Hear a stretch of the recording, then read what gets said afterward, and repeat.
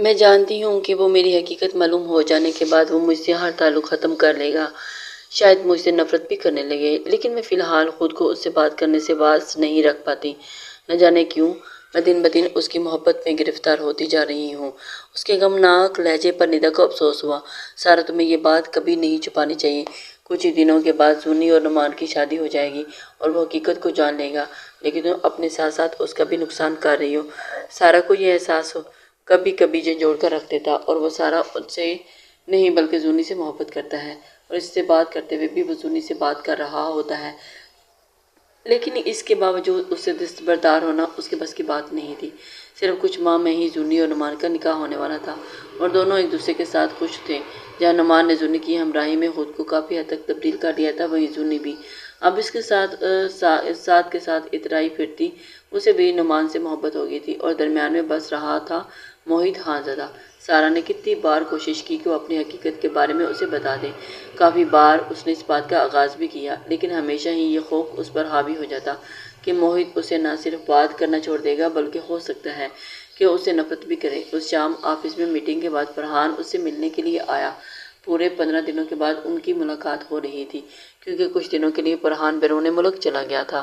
فرحان نے اسے غیر معمولی طور پر موبائل میں گم پایا تو وہ اپنی عقابی نظروں سے اسے گھورتے ہوئے بولا، میرے خیال میں تم بھی نعمان کی طرح بیوی کے پیارے ہونے والے ہو۔ کہیں ایسا تو نہیں ہے کہ تم بھی خود پر دیوانگی کا لیبل لگا کر دنیا کو ترک کرنے والے ہو؟ فرحان کے لہجے میں شوق تھی، لیکن اس کے لہجے کی شوخی میں وہ بات کے مفہوم کو سمجھ نہیں پایا، اور فرحان کو دیکھ کر مسکرا دیا۔ کون ہے وہ؟ اس ٹائم موہت کو تیز نظر سے دیکھتے ہوئے پوچھا۔ میرے خیال میں تم غلط فہمی کا شکار ہو رہے ہو، کوئی بھی نہیں۔ موہت نے اس کی بات کو ٹالنا چاہا۔ وہ جانتا تھا کہ اگر وہ زونی کا نام لے گا تو فرحان اس کے رشتے کے درمیان دراڑ پڑ جائے گی، اور اس کے باوجود حقیقت یہی تھی کہ نہ صرف وہ زونی بھی اس سے محبت کرتی تھی، بلکہ میں گھر میں ایک تمہارے جیسے دیوانے سے نپٹتا رہتا ہوں، اسی لیے مجھے خود پٹیاں پڑھانے کی ضرورت نہیں۔ مجھے ٹھیک طرح سے بتاؤ کون ہے یہ؟ ارے نہیں، ایسی بات نہیں ہے، اور ویسے بھی تمہارے گھر دیوانگی پر اتر آیا۔ نعمان تم پر یا تم پر؟ اس نے دانستہ طور پر نعمان کا ذکر چھیڑا تاکہ اسے اس کی موجودہ حالت کے بارے میں علم ہو۔ تبھی فرحان اسے دیکھتے ہوئے مسکرایا۔ نعمان کی تو بات ہی مت کرو، زونی اور وہ ایک دوسرے سے بہت محبت کرنے لگے ہیں، اور 20 دنوں کے اندر دونوں کا نکاح کا پروگرام بھی ہے، کیونکہ پھر ماما اور بابا عمرے کے لیے جانے کا ارادہ رکھتے ہیں۔ فرحان کی بات سنتے ہی اس کے چہرے پر ایک تاریک سایہ لہرایا۔ نعمان اور زونی کا نکاح تھا، اور زونی نے اسے اس حوالے سے بتانا بھی مناسب نہیں سمجھا۔ کیا مطلب 20 دنوں کے اندر نعمان اور زونی کا نکاح؟ اس نے ایک بار پھر بات کو دہرایا، اور اس کا لہجہ اس بار ڈگمگایا تھا۔ نعمان کی منگیتر تمہیں ملوایا تھا نا پارٹی میں، اس سے نعمان اس کا باقاعدہ طور پر نکاح کرنے لگے ہیں۔ بابا اور عمرے سے آنے کے بعد ہی رخصتی ہوگی۔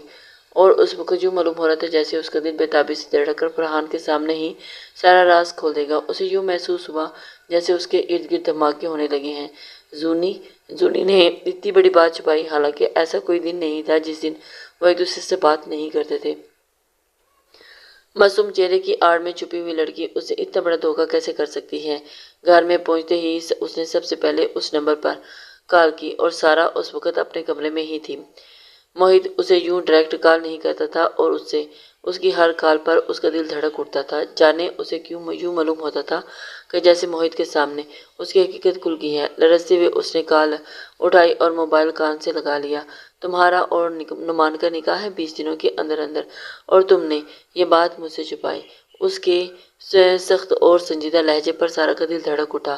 بالآخر وہ دن وہی ہوا جس کا ڈر تھا، اور اس وقت اس کے پاس دینے کے لیے کوئی تسلی نہیں تھی۔ کتنی ہی دیر وہ خاموش رہی، جبکہ موہت اس سے مسلسل یہی بات پوچھتا رہا۔ وہ اس نے بات کا آغاز کرتے ہوئے خشک لبوں پر زبان پھیر دی۔ دراصل میں تمہارے جواب کا انتظار کر رہا ہوں، زونی۔ موہت ایک بار پھر سخت لہجے میں اس سے مسکرایا۔ گھر میں اس حوالے سے بات نہیں ہوئی، جب ہوگی تو میں تمہیں بتاؤں گی۔ نہیں۔ اس کی بات سنتے ہی موہت نے ایک بار پھر اس سے مخاطب ہوا۔ تم تو مجھ سے محبت کرتی ہو نا؟ پھر نعمان کے ساتھ مجھے اس بات کی سمجھ نہیں آ رہی۔ زونی نے ایک بار پھر اس سے التجا کی، جبکہ سارا اب حقیقت میں ایک بڑی مصیبت کا شکار ہو چکی تھی۔ وہ نہ ہی خود کو سارا کے طور پر ظاہر کر سکتی تھی، اور نہ ہی زونی کے طور پر اسے دھوکے میں رکھ سکتی تھی، اس لیے اس نے کال ہی کاٹ دی۔ اب اسے ایک نئی پریشانی نے آن کے رکھا تھا۔ جتنے دن بھی وہ نکاح سے دور رہے اتنے دنوں میں موہت سے کوئی مکمل رابطہ نہیں رکھ پائی۔ کبھی کبھار وہ اس کے کسی میسج کا جواب دیتی اور بالآخر وہ رات بھی آ گئی جس رات زونی اور نعمان کا نکاح تھا۔ وہ نہ صرف انوائٹڈ تھا بلکہ موہت بھی انوائٹڈ تھا۔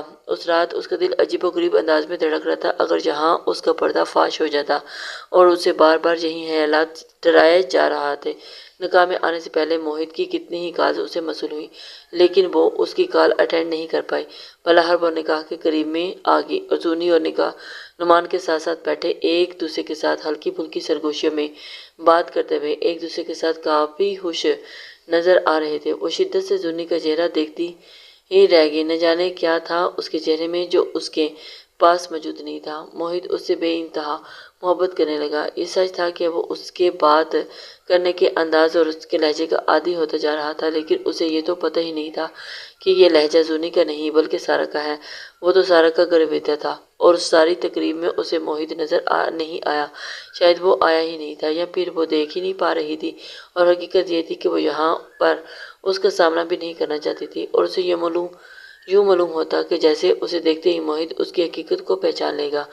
موہت اس روز کے بعد حد سے زیادہ پریشان ہو گیا اور اس کے بعد زونی کا بدلتا ہوا رویہ اور اس کی کالز اور میسیجز کو اگنور کر دینا، اس بات کرنے کا انداز میں رکھ رکھاؤ اور تبدیلی اسے واضح محسوس ہوا جیسے وہ اسے اوائڈ کرنے لگی ہے یا پھر اس کے سوالوں کا جواب ہی نہیں ہوتے اس کے پاس۔ کال پر بات کرتے ہوئے اس کا لہجہ گھبرایا ہوا ہوتا اور یہیں پر اسے شدید تشویش نے آن گھیرا اور اس کے بعد نکاح سے چند دن پہلے اس نے مال میں نعمان اور زونی کو شاپنگ کرتے دیکھا۔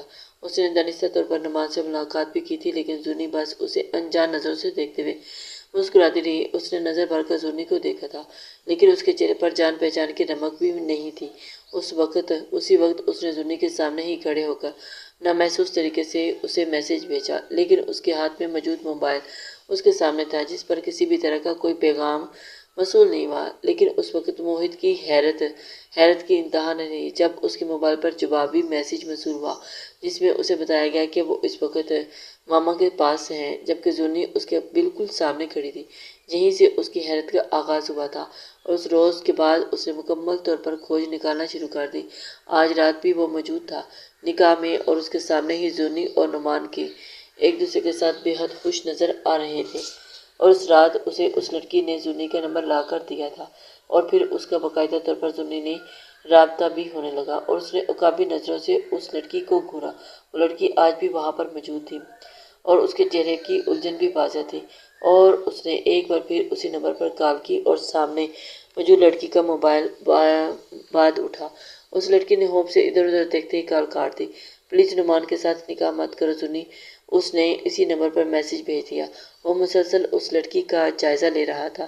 اس لڑکی نے میسج سین کیا اور اس کے بعد اسے میسج کا رپلائی کرنا شروع کر دیا۔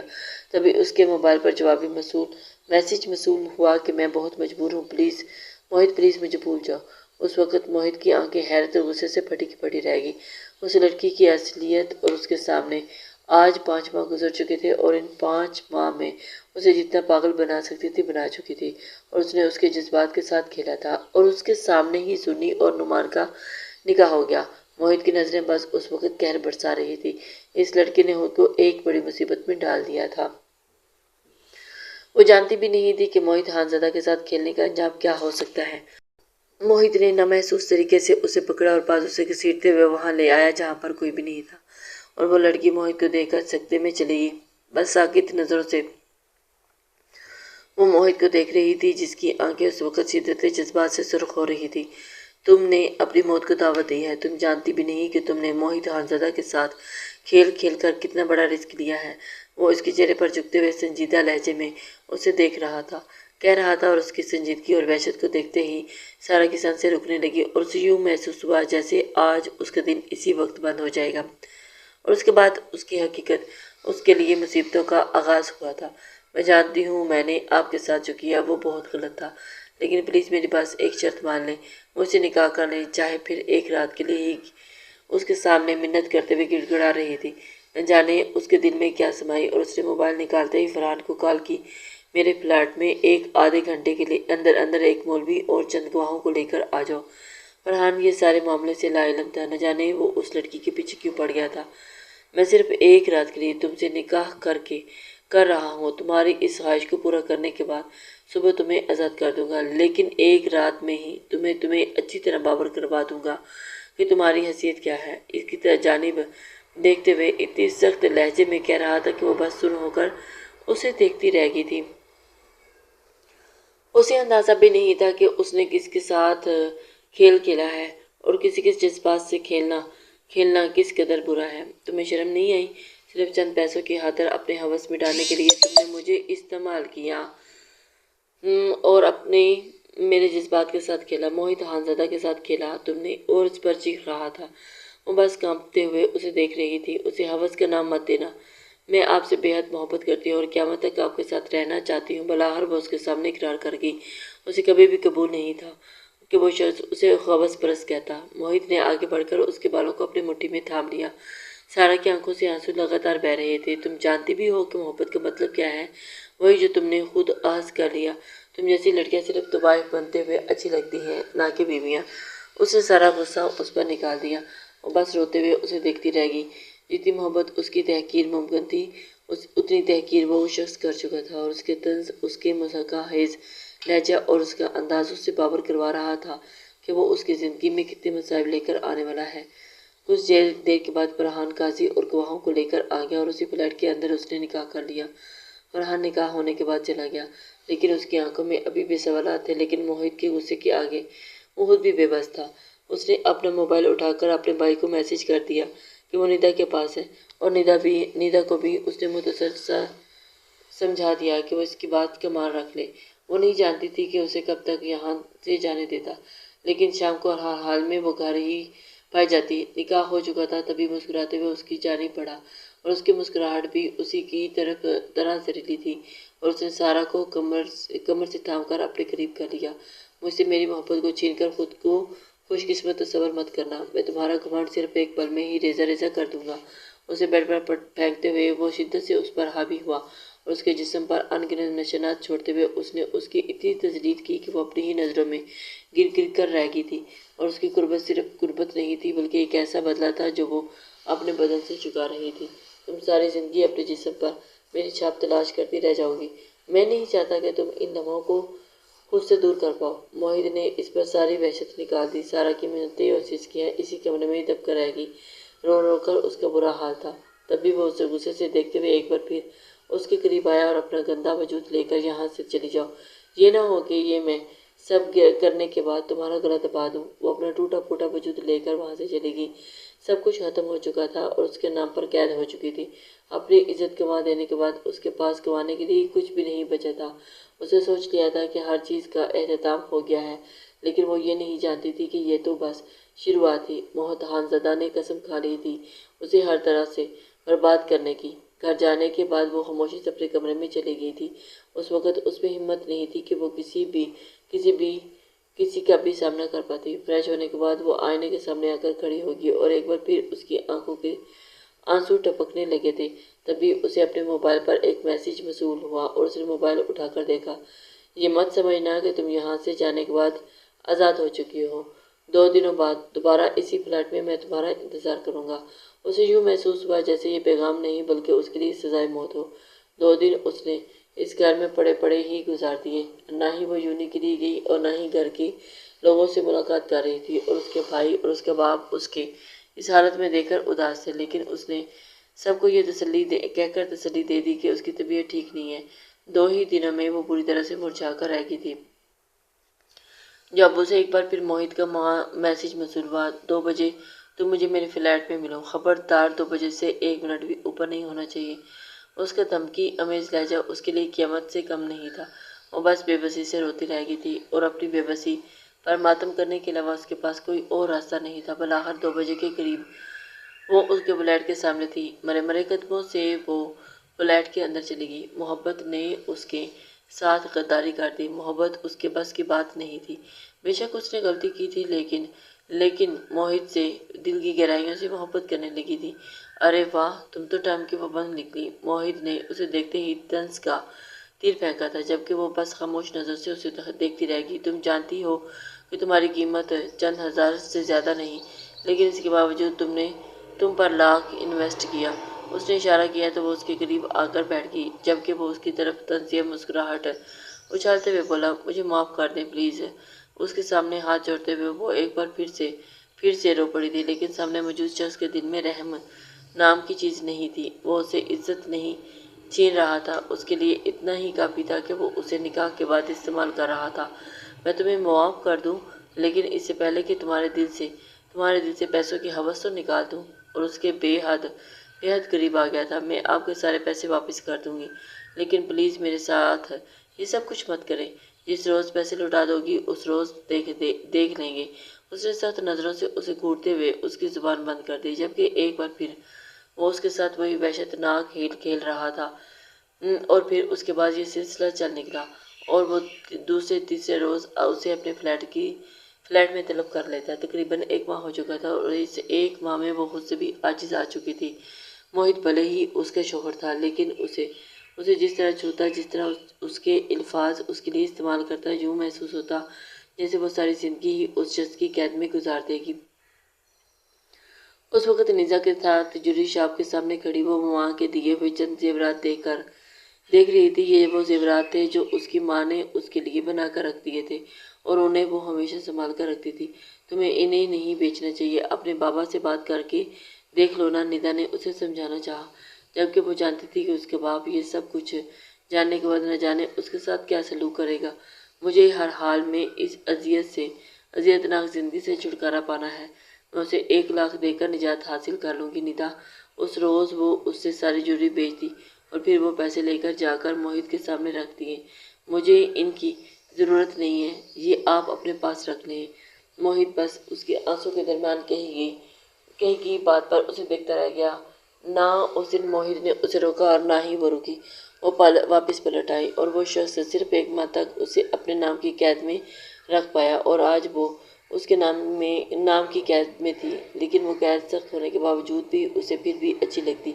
اپنے نام کو اس کے نام سے جدا بھی نہیں کرنا چاہتی تھی۔ اس روز کے بعد موہت نے ہر رشتہ ختم کر دیا، مکمل طور پر رابطہ ختم کر دیا، لیکن اس کے باوجود اس نے موہت سے طلاق کا مطالبہ نہیں کیا اور نہ ہی وہ اسے طلاق لینا چاہتی تھی۔